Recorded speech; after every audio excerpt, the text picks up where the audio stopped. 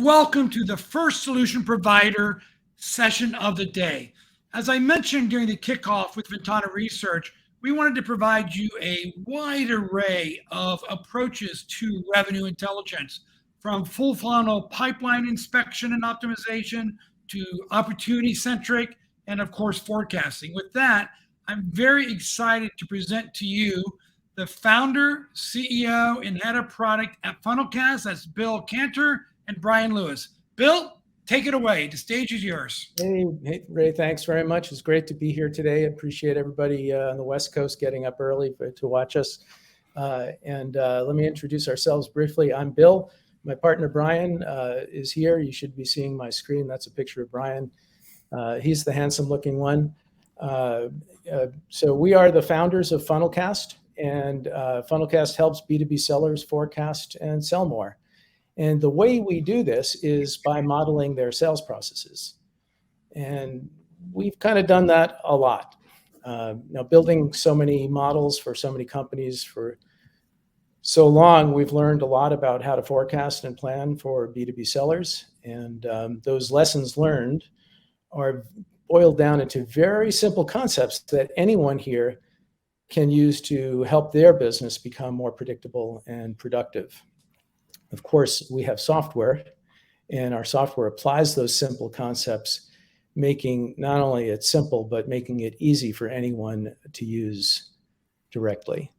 And that's what today's presentation about, the simple and easy, if you use our software anyway, way to forecast better, plan better, and sell more. So with that, let's think about this for just a moment. Think about how you forecast, plan, and optimize your sales organization. How most people do this, how most businesses do this, is they create a bunch of metrics and put them on a sales dashboard. What are those metrics? I'll give you a few examples. Pipeline by stage or pipeline by forecast category, pipeline by quarter, opportunity activity metrics. So one of my favorites, pipeline coverage ratios, and another favorite, stage to stage conversion ratios. These are the kinds of metrics that get put on dashboards. And then typically people will add some filters, so you can roll up your commit lists and view at multiple levels, what each level of the organization is seeing. And if you do all that, you end up with something like this. See, here you go. And what you have is a bunch of, I thank Tom Fishburne for his cartoon here. You end up with a bunch of countless metrics that really have little or no bearing on what you actually sell. Many of these things are often hard to understand or are ambiguously defined. And apparently we're not the only ones to recognize this problem, because if you actually go out and Google sales dashboard, and you will see many similar examples of other people poking fun at this problem. But here's the problem. For most businesses, these metrics that I mentioned earlier are just very loosely coupled or completely unrelated to sales. This is not the best way to go about building your business, forecasting, planning, and optimizing your sales organization. What you really want is a better alternative, and there's a great alternative. The good news is it's really simple. What you want to do is track things that directly affect the outcome that you care about. And the outcome you care about in sales is, will you meet a goal? And there are three factors in sales that you have reasonable control of, that are simple to understand, and that you can track relatively easy. And here they are. Win rate, everybody understands conceptually what that is. Deal generation rate, and deal size. These are the three metrics. And it's pretty easy for anybody to understand intuitively. If you turn any one of these up or turn any one of these down, your sales output goes up or down. And now, compared to the metrics I mentioned earlier, these are easy to understand, and they directly determine how much you will sell. as I said before, they're somewhat in your control. And these kind of things can power not just a short-term forecast, but they also can power long-term forecasts. And we will show you examples of that in a minute or later today. And they can provide some incredibly powerful insights about how to optimize your resources and sell more. And before we get to the demonstration, I want to underscore one other point about this. Measuring these factors is really simple. It requires only simple arithmetic. If you know how to add, and count, and multiply, divide, you can do what you need to do to get this. Of course, our software does make it easier for you. But also the model underlying using these things does not require any artificial intelligence, or more important, it is not a black box.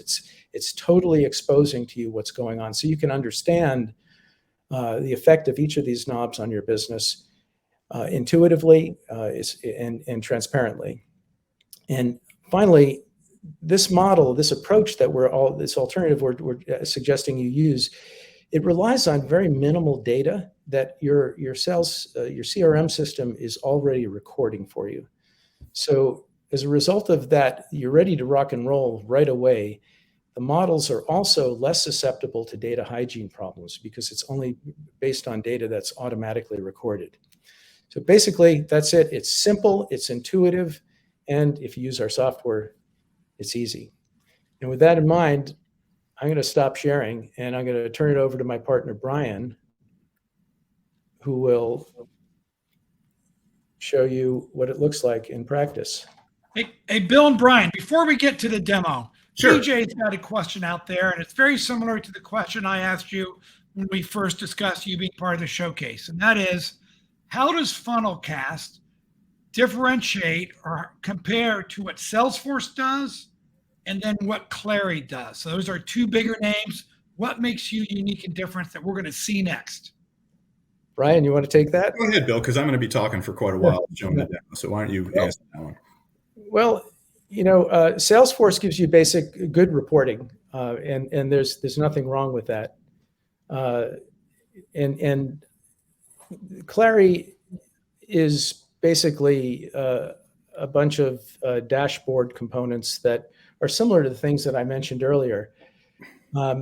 Some of that is useful, and Clary does have some predictive analytics, but our focus is to give you access to the three knobs that we just talked about and understand the effect of each of those knobs, how they directly affect your business, as opposed to the metrics that I mentioned really are loosely, if at all, coupled to any outcome that you care about. Yeah, I just second that. We advocate, the software is different, but it's not just software with us. It's just really a frame of reference or a paradigm shift. We like to help folks really understand their sales process and the effects that each key factor in their process has on an outcome in a very direct way. So we tend to eschew the use of complicated metrics that mash up a bunch of different factors together that might be easy to obtain, but are, when you peel the onion a little bit, they're a little bit hard to understand what they actually mean.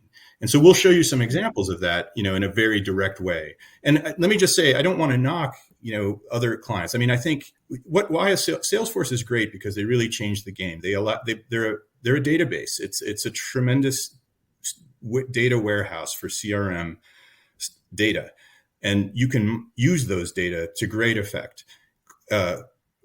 Clary, their greatest strength, in my opinion, is to have a beautiful user interface that encourages people to have better hygiene. Salesforce's user interface looks a little dated, and Clary's is very slick. So there's some great things about that. And Clary does have some analytics, as Bill mentioned, but we have both simpler analytics, but also deeper ones, and we'll show you those. Sorry. I'd add. I mean, I don't think I said it. But I said it in the introduction, but the models that we build are good for short term and long term, and that's a big difference. We're showing this first demonstration here is a full year prediction, and we can even go out to next year. So that will become more apparent in the demonstration here. And okay, Bryan, Let's see it in action. Okay, Ray, thanks. Sure. So Bill showed you 3 knobs that, are 3 key factors that are kind of very intuitive in your sales process. And here they are front and center in one of the reports from our product. You know what these things are, and you kind of have an intuitive understanding of what win rates are, how many opportunities you're generating per day, and your average deal sizes. So those things are kind of well understood. And they're right here in this version, in this report in the product. And you can see on the left here, there's this particular plan is for an entire year for a company. And we're already, we're already partway through their fiscal year. And you can see they've won a certain amount. There's a bunch of open pipeline here, as well as an expected value of prospective pipeline. We have a particular focus on prospective pipeline because a lot of our clients, even in the quarter, let alone the year, have a fair amount of new opportunities generated that will close in that time interval. And a lot of other systems tend to sweep that under the rug, but we put a particular focus on that in terms of factors that you understand, like win rates and generation rates. So this is a quick kind of dashboard snapshot. Bill was just making fun of dashboards, and here's a dashboard for you. But it's a dashboard that matters because it's focused on factors that you understand and you have some control over. And we're looking here at trends overall for this company's win rate. We've broken this one down by some sort of segmentation of the deals by looks like company size, cohorts. You can create these reports filtered and broken down by just about any factor you want. And we'll see another example of that all the way down to the individual level. But overall, this company looks like they've got a little bit of a trend up in their win rates, and they've got a strong trend in their generation rates over the recent past. So if you just naively kind of follow trends, we've identified a big trend here. You can see what impact that would have on the forecast. And over here we see, let's look at enterprise in particular, large. This is the cohort with the big trend in generation rates. It looks like there was kind of a strange dip in their win rates just very recently. They might have just lost a bunch of deals for some reason. But, if they recover that, you can see what effect that would have on the expected value of a forecast. In this case, it's for the whole year. You could do it for the quarter, for next year, for next quarter, and plan around real revenue targets. I mean, this is what you care about. You don't really care about coverage or these other metrics. You care about real revenue targets.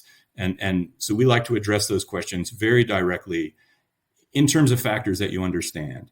And in addition to, of course, to what's happening with generated pipeline, you can also, of course, see all of the factors involved in the current pipeline. And in a little bit, we'll look in much greater detail at what you can do to affect changes in the current pipeline.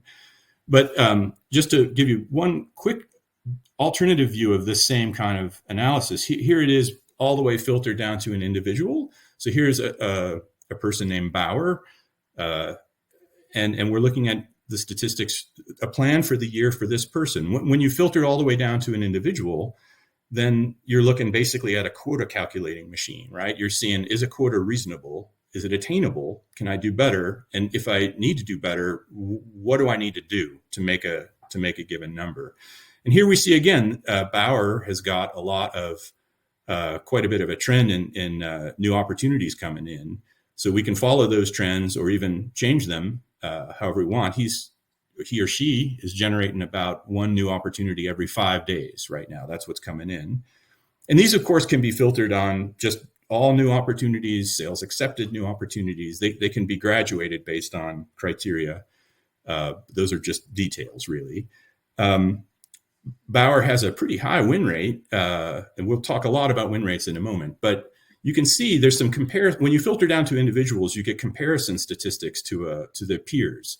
So here we're looking at stats for a similar mix of opportunities that Bauer has for the rest of the company. And we see that Bauer, for whatever reason, has got a much lower average deal size of closed opportunities than his peers do. So there's definitely something funny going on there. And if she could just juice that deal size by maybe having a little bit more of a focus on deals with larger dollar sizes, it has a huge impact on the quota that you can make for whatever interval you're forecasting on.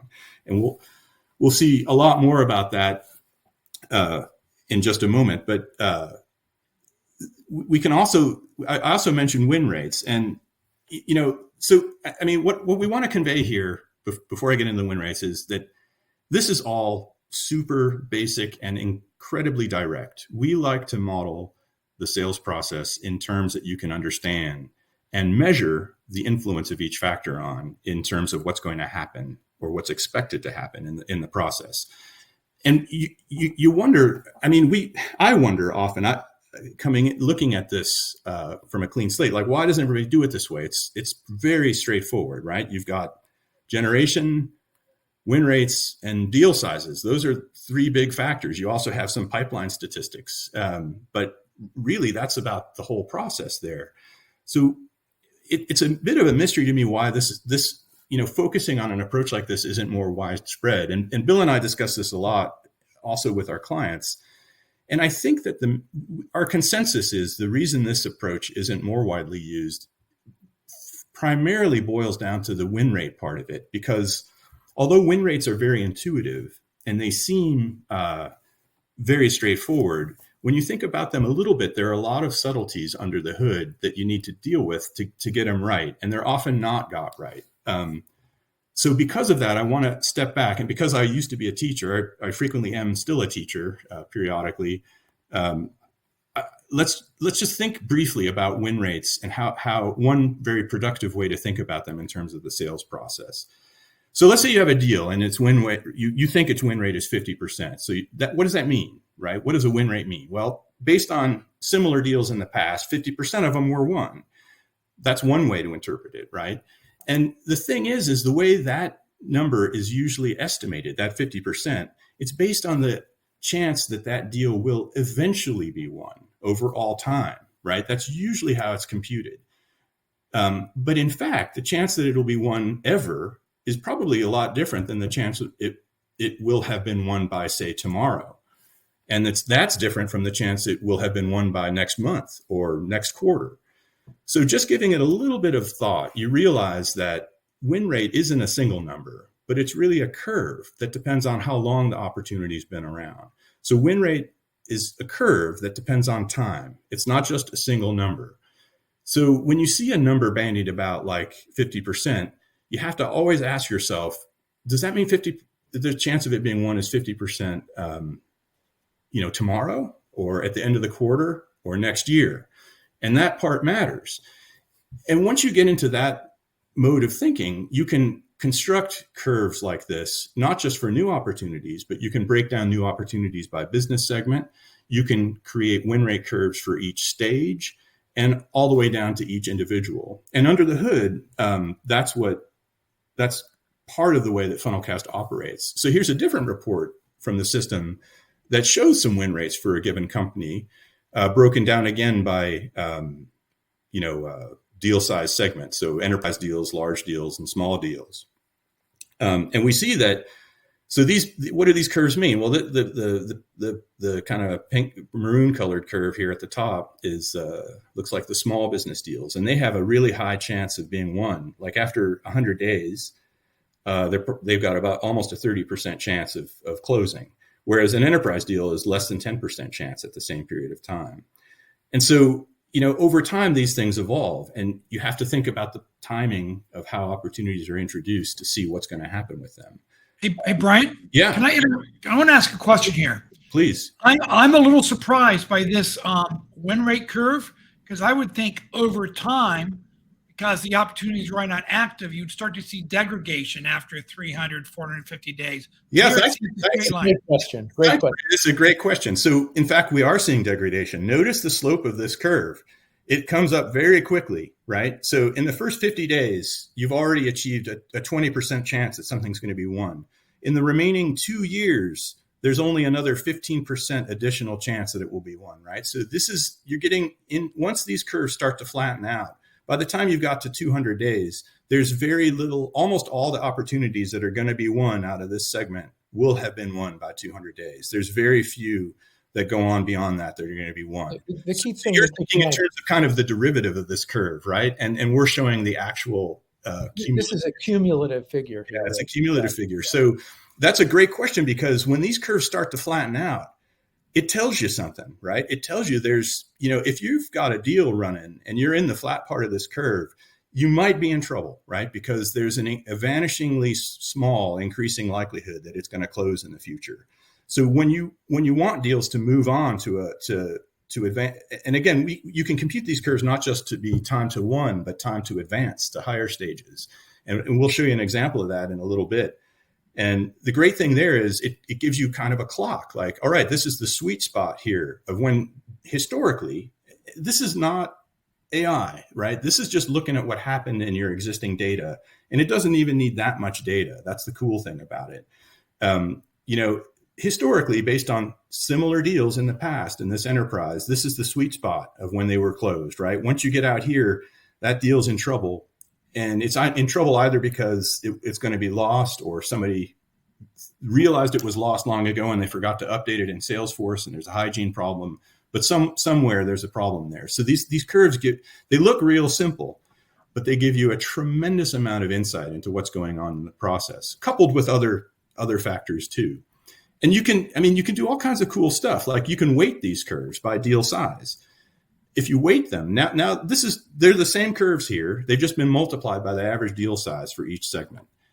So real simple, just arithmetic, just multiplication. But what that shows us now is the expected value of a new opportunity in each segment over time. So it's, a given enterprise deal here might be a $10,000 deal or something like that. But the expected value of any new one, because not all of them are going to close after 150 days, is $4,000. And and these are confidence intervals around that. So you can use that information to construct very precise quotas and long-term estimated values of new pipeline, as well as existing pipeline, when you apply this on a stage-by-stage basis. Hey, Bryan, also, I underscore, yeah. You can also use this to differentiate and figure out where you're most productive. Absolutely, yeah. So I flip back to the unweighted version. So if you look at this unweighted version, folks, you see that enterprise is one of the lower in terms of productivity, in terms of win rates, compared to the SMB market up top. So you might think, well, you win more deals in SMB market, so you should go after that. But if you weight them here by the average selling price, you can see that there's a huge difference. The enterprise deals are more valuable to the company. So if you're trying to allocate resources to generate more sales over time, you can devote more resources to generating opportunities in this market, and it will pay off. Not only that, here's another screen. We're looking at our friend Bauer from the other report. These comparisons can go all the way down to the individual level. So here we're looking at an individual AE or rep named Bauer compared to his or her peers, selling a similar mix of opportunities. So you can compare against, sales groups, or you can compare against product mixes. And we see that Bauer is pretty much in line with the average for the whole company for that mix of deals, or maybe slightly exceeding. These are 90% confidence intervals around each historic view of win rates for that individual. So that's great. Bauer's doing great. He or she is closing those deals at a rate that's on par with or better than the peers. Except when we look at ASP weighted win rates, we see that you just said some people use different terms. ASP, average selling price, is what we're using. Average selling price weighted. I think this company is in terms of MRR. This Bauer's not the real name of somebody, but you can see that although Bauer was on par with or overperforming her peers relative to win rates, for whatever reason, the deal sizes on average are lower. And so the expected value of a given new opportunity for this person over time is lower than the group. So if I were that person, that salesperson, or the manager of that salesperson, it gives me a goal. Like what do we need to focus on? Win rates are very good, but we need to focus on closing opportunities with higher deal sizes to bring ourselves up to our peer group. So you get very nuanced and tangible targets all the way down to the individual level. And again, you could do this you can compare business cohorts to optimize and build. We have an example of that we did with a client of ours at the end. So what do you think, Bill? We've beaten the win rate horse quite a bit. That's enough on win rates for now. It's like, folks, it's a bit of a paradigm shift, which is why we show it here, because this is the key that unlocks the ability to use those three knobs. Yeah, this is not novel, right? This is we are using tools from statistics. This is a statistical analysis method called survival analysis. This is what engineers use to predict when light bulbs are going to fail. And it's what epidemiologists use to determine which kind of medical treatment is most effective. We're applying those very standard statistical methodologies to the sales process. And it's a very beautiful model, and it gives you a ton of insight into what's going on in the process. And what I love about it is it's not a black box. It's not some AI telling you do this. You fully understand what's going on and why things are happening. Yep.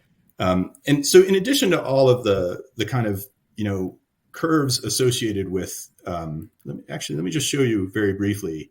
I mentioned this can be done by stage. So here it is by stage for this company. We see a bunch of stages and the win rate curve for each stage. You can also look at advance rate curves for each stage. And these types of win rate curves become very interesting when you want to inspect existing pipeline, like what's in the funnel right now, what deals are in trouble, what deals are likely to close, this quarter. In this particular report, we're looking at just a quarter threshold instead of for the whole year. So here's an open funnel now for a quarter. And you can see there's a bunch of information here and a bunch of scores. All of these scores are related, at least in some way, to those win rate curves that we saw earlier. And I think the most interesting one, and probably the most different, these types of spreadsheet views of pipeline are available in every sales forecasting tool that's ever been written, and they all have scores, right? Usually, it's some AI score that's totally inscrutable. You don't know where that number comes from, but I think the score is not the score on an individual deal. It's kind of like the probability it's going to close, especially in a short-term forecast. It's not that interesting because, as you get close to the end of a quarter, you kind of know what's going to close already anyway. People have commit lists and they roll those up, and those become increasingly accurate at the end of the quarter, right? Hey, Bryan, let me just interject. Yeah. Nobody wins 50% of a deal. Right. That's right. That's a good point. Yeah. So, I mean, they're kind of the only purpose that these scores serve. The most important purpose is to come up with an expected outcome for the whole portfolio. But if you're looking at individual deals, that third column there that says score is only of moderate interest. The other scores we produce are far more interesting, and they're all derived from those win rate curves that. Yeah, or advanced or related curves like advance rate curves. I think our coolest score are these countdowns. So remember when Ray asked about, as opportunities age, their probability of being won in the remaining time interval gets smaller. So as those curves flatten out, you have an increasingly smaller chance of something being won. And so you're interested in, advancing an opportunity to the next stage or winning an opportunity or wherever you're going with an opportunity forward in that part of the curve where things are advancing on average historically the fastest. And when you get out to the flatter part of those curves on whatever stage you happen to be in or how stale the opportunity happens to be, you might be in trouble or you might have bad data hygiene. And this countdown timer here on each opportunity in this list is a very simple kind of red-green indicator of that. When you're in the green or the gray here, when you're in the gray, you've just entered a stage. When you're in the green, you're in that fast sloping upwards part of the curve. It's the sweet spot of advancing to a better opportunity, to a better stage. Not the next stage, maybe, but any better stage, any higher probability of win stage. By the time you get into the yellow, these numbers are days left until the next color. By the time you get into the yellow, those curves are starting to flatten out. And when you get into the red, like this one, this second row, that means that this opportunity is 2 days into the red. It's 2 days since its curve is flattened out. And we define that flattening out point relative to 80% of historically similar opportunities. So we look at all other opportunities in the company that are similar to this, same business segment, same stage, and so on, same deals, rough deal size. And among all those, we find that flat part of the curve that represents the 80% part. And we're saying like 80% of similar opportunities should have advanced by this point in time. And this one didn't. So if it does advance, it's an outlier. So there's something funny going on with this one. And we can see this one's in the highest stage possible. It's contract signed, but we're only scoring it at 64% because it's stale, basically. It should have closed already, 2 days ago for sure, or more than that, even 3 days ago. And it's been Bryan? Yeah. Sorry, I got to ask a question. Is that okay? No, I love it, Ray. Oh, hey, love it. Yeah. Man, the screen just jumps out at me, and as a former revenue leader, it's like pull-in score. Yeah, I'm going to pull it in. So what is pull-in score? And then what's next quarter score? Because those are two great. Yeah.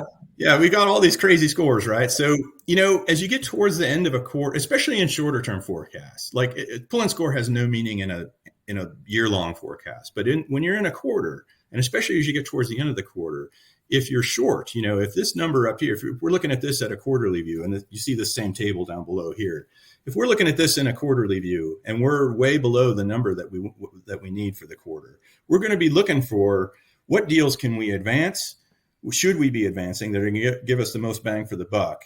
And what deals maybe can we pull in that, the rep has marked a close date for next quarter or some future quarter.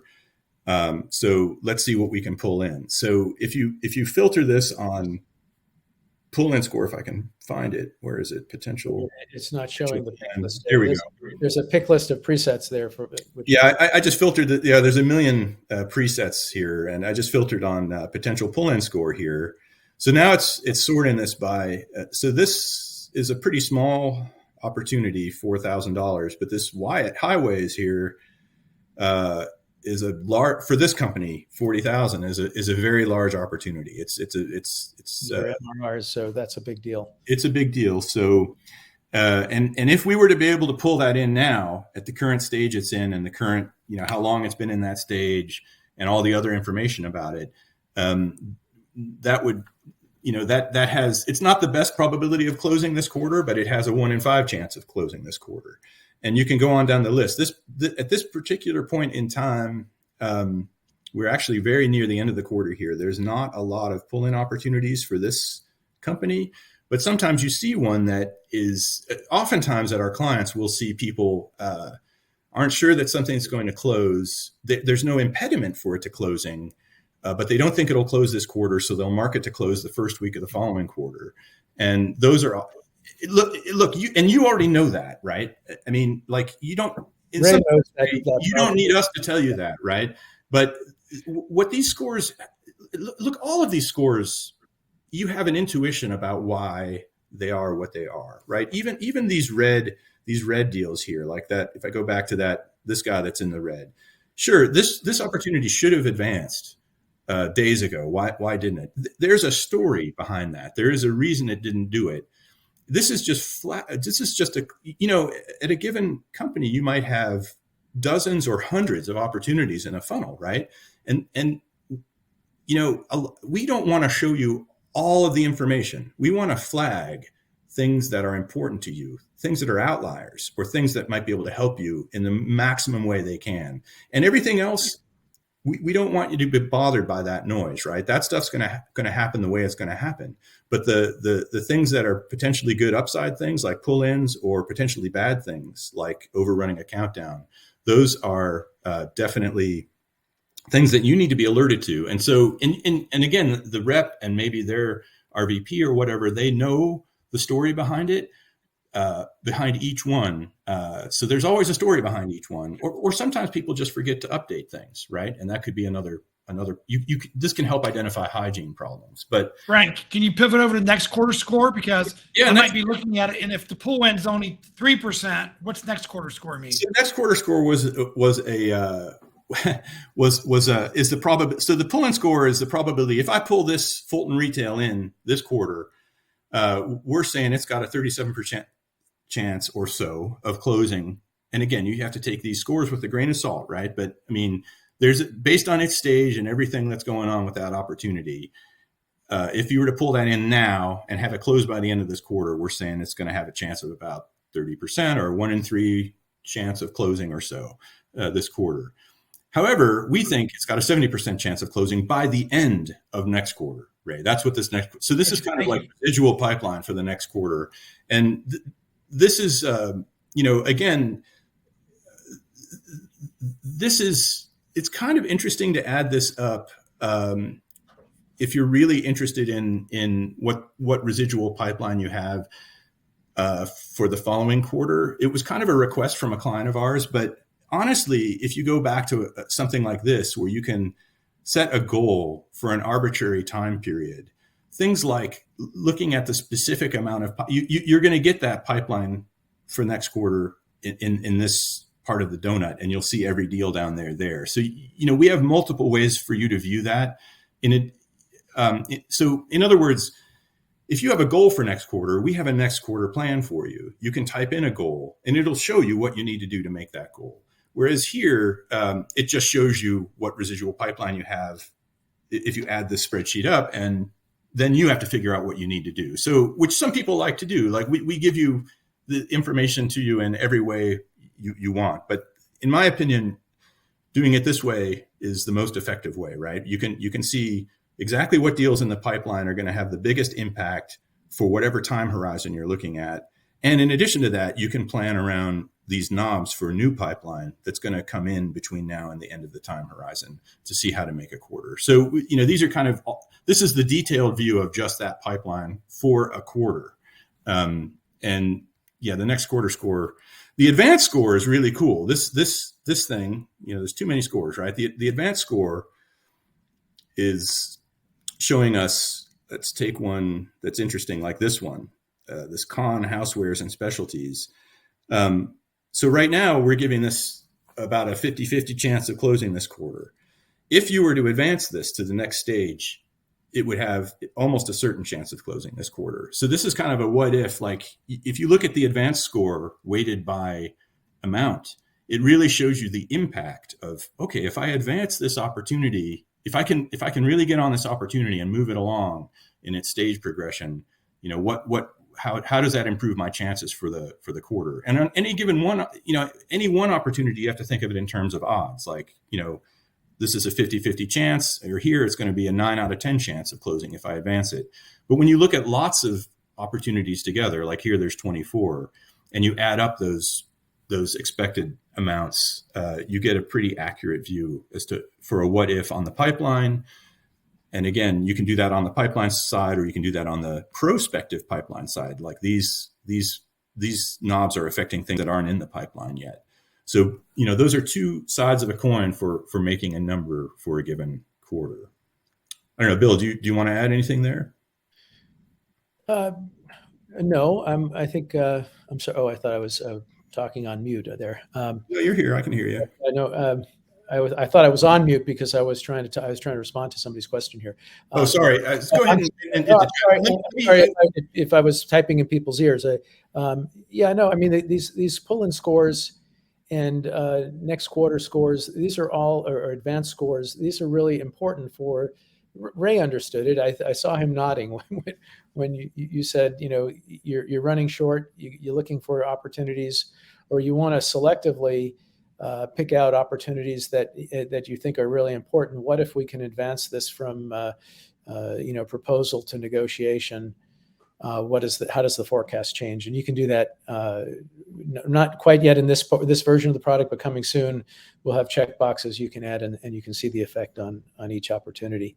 Yeah, there's lots of other little details here that are not that special. Like, these red close dates are just, they've overrun their close date. So that's a hygiene issue. Why is the close date in the past?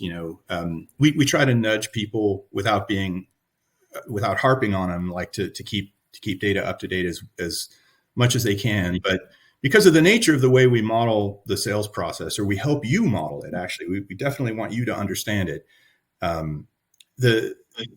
These these scores are relatively insensitive to bad data hygiene. So even if you have believe me, we have some clients that have like it's like unbelievably crazy data hygiene practices in Salesforce. I can't tell you some of the crazy stuff I've seen, and remarkably, you can still piece together some reasonable estimates of what's going to happen with those businesses as they move to as they get nudged into having a better process overall. Hey, Bryan, one more question from Casey here. It's a really good one. And we only have about 10 minutes left, so we want to make sure you get to all the important pieces. But Casey asked... Let me just, before you ask the question, Ray, we're pretty much done with the product demo. So I can actually flip back to Bill, but go ahead and ask that question. So Casey asks, how much of the onboarding is focused on features, implementing your features versus implementing best practices? Do a lot of your new customers already do this type of analysis in Excel? Or are you helping them to evolve their entire thought process, not just automate it? Both. We have it's the gamut, right? Like we have clients that that I'm going to turn this off. We have clients that are really sophisticated and are doing some, pretty tremendous analyses in Excel and SQL, kind of in Power BI and Tableau on their own. But in fact, we show you in some of our blogs, the mathematics behind pretty much everything we're doing, including Excel workbooks that help you work out win rate curves correctly and things like that with great rigor. The problem with all of that is that although it is simple in the sense of fundamental, these are fundamentally understandable, measurable, and controllable factors in your sales process. Even though they're simple, they're not always easy to put together. Teasing, as anyone who's done it can tell you, teasing time series data properly out of Salesforce or other CRMs is often riddled with its own problems, as well as just the construction of win rates themselves. It requires, even though it's a simple concept, it requires a great amount of care. And so even our most sophisticated clients fall back on using our software to help them generate their plans and their forecasts. And then, at the other end of the spectrum, we have people that just say, look, I want to plan. I want to have this quota for next quarter and next year. And you help us how to get there. And they don't really want to know about the mechanics of it at all. But what they like about Funnelcast is instead of thinking in kind of abstract metrics like, sales velocities and coverages that are kind of hard to or questionably related to actual sales outcomes, we deal in the absolutes. You have a goal, and here are some factors that you understand that you can control. And here's how to manipulate those factors to help you meet your goal and which ones have the most impact. We're very, very basic. And so, even for the unsophisticated clients that we're working with, they appreciate that super straightforward way of managing the business. We said we would talk about some customer success stories here, and so I want to get them in here because you asked for them. Here's an example of a customer that we met, and they were really their forecasting was incredibly volatile and unreliable. So the bold statement there, forecasts have never been more accurate or insightful. We got that under control for them, but the key thing that is for them, it saves time and enables them to concentrate on selling. So you can see the quote there. This is one of our customers who's head of sales operations at OneSource Virtuals, an implementer of Workday, and now a payroll processor as well. So that's one example. And I'll give you another example. We had one of our first projects actually where we really discovered the power of these models. We found a huge productivity difference between the highest and lowest performing market segments that they were serving. And they simply took advantage of that. They said, let's redirect resources and focus on the highest performing market segment. The difference was actually 30-1, of which I'll acknowledge that about 3-1 of that was due to average selling values that they were aware of. They didn't need us to tell them that, but there was over time a 10-1 difference in the win rates of those market segments. And so you combine those two, we got a 30-1 difference. That change, that massive reorganization that they went through, resulted in, over the next 2 years, a net increase of 300 million, of 100 million per year in new business added without any additional spend, simply redirecting resources. And you can, while the name is confidential, it's a cybersecurity business, a $300 million cybersecurity business. Okay, so we've been talking about what I would describe as a paradigm shift here. You got your choice. You can, keep doing this here, or you can adopt the 3-knob approach. And if you do this, look, most people are still doing this kind of stuff up here with these countless metrics that are, as Mr. Tom Fishburne says here, that have nothing to do with sales. Or you can adopt this, which is something directly to do with the outcome that you have in mind. And you can understand the effects of each of those and optimize your resources. It can be very powerful. You'll have a leg up on your competition. That's the presentation. We should probably leave it open for more questions. Phil, there are 2 other questions we haven't answered yet. Phil wants to know, are you integrated into your Boston Buddy HubSpot? We're working on it. We're really keen on HubSpot, and we want to get there, but we're a small company, and our resources are limited, so it's going to take us a little while. But we are definitely want to expand our CRM reach. We're Salesforce focused at the moment, but HubSpot is the next on the list, as well as others. Right? There's lots of other CRMs that we'd like to, and we have a lot of ideas for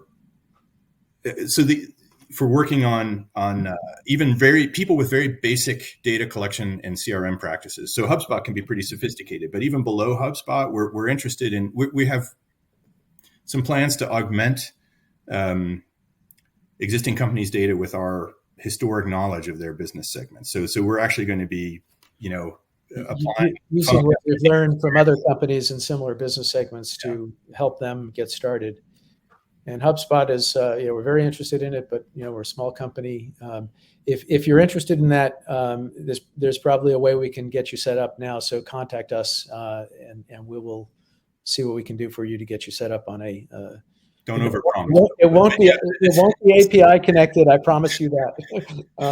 Bill, we have another question here. What size company do you typically see as your customer? Because you give a couple of case studies, and it looks like big or small. Yeah, so big or small. Our smallest company is about 3 million in revenue, and our largest is about you saw 300 million plus, now 400 million plus. So it's really the models are the reliability and the value of the models is driven by transaction volume. So you have to have sufficient transaction volume, both train the model in the past and then apply the model to the current set of activities. So we like to say you need to have 50 to 100 transactions in your past, and you probably have 100 or so transactions you're working on that are open right now. And if you've got that kind of transaction volume, you should be in a good position to use the models. Perfect. And Tina, thank you for your question. Tina asked about best practices for data organization, and Bryan shared a link right there in chat that you actually have a blog that talks about best practices. We do. We have a blog, and we also have, I didn't show it here. Where is it? Here we go. We have some resources to share with folks here. So you're not sharing your screen, buddy. It's okay. We I think we can. There. So everybody, these slides will be available to everybody. We didn't put it in here. Okay, we have we will provide the blog for Salesforce best practices, and we'll call your attention I must have. Yeah. We must have left it out. Yeah, we forgot to. There's a few other links here. Notably, this Excel workbook example is a great way if you're interested in understanding your win rates. You can use this Excel workbook to compute it. It's doing exactly what we're doing, but our product will, of course, automate that and make it a little bit easier. Of course, you can try a free sample as well at our here on the demo, or you can sign up for our free product and see what it looks like. And finally, I'd underscore that one of the people who sponsored this event with you is the FP&A guy. They have a great article on sales forecasting for FP&A. Those are our resources, and we'll add the Salesforce best practices. Sorry, Ray. Okay. What else you got? Yeah, no, I think we wrapped up, right, Ray? So yeah, Bill, Bryan, thank you. Man, your product has some amazing feature functionality. And for those members of the listening audience, if they want to dig a little bit more into it or schedule follow-on time, in the chat right now, you'll see the link to the AirMeet booth. When I say AirMeet, that's our event platform. It's the Funnelcast booth. Bill, Bryan, thank you so much for being our first solution provider of the day here at SaaS Solutions Showcase. You bet. Nice to have you here, Ray. Thanks. Bye-bye. Bye for now. bye-bye.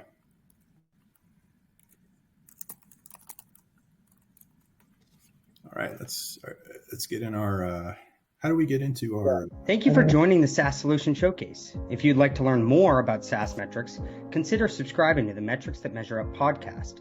This is an interactive dialogue where our founder, Ray Rike, has 30-minute conversations with the top B2B SaaS company founders, CEOs, and investors who share their experiences, insights, and how they use metrics-informed, benchmark-validated decision-making on their journey to success.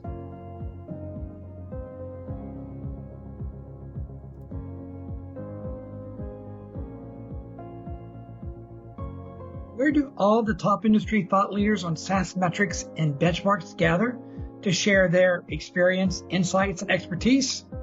SaaS Metrics Palooza is the industry's first and only event dedicated 100% to SaaS metrics and benchmarks.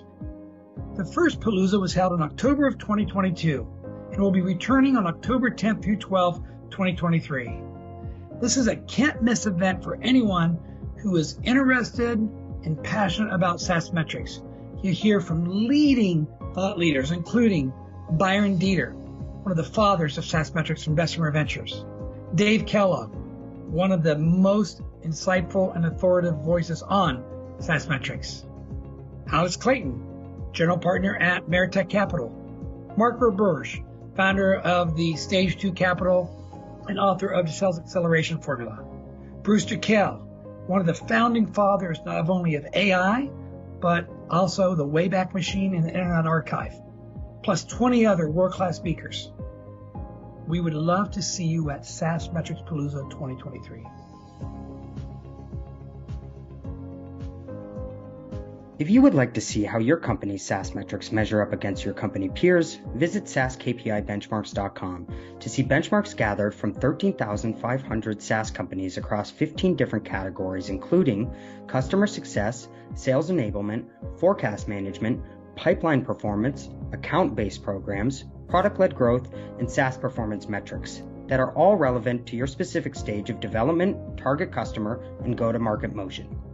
If you want to discuss the detailed specifics of SaaS metrics in a live venue, join our founder, Ray Rike, and Ben Murray, the SaaS CFO, as they dive deep into the details of the top SaaS metrics and key performance indicators, including discussing industry standard definitions, why each metric is so important, how to calculate and the formulas for each metric, and the nuances to consider, along with the latest industry benchmarking trends. Most importantly, you have a chance to ask and interact with Ray and Ben to see how your environment may change the calculation formulas.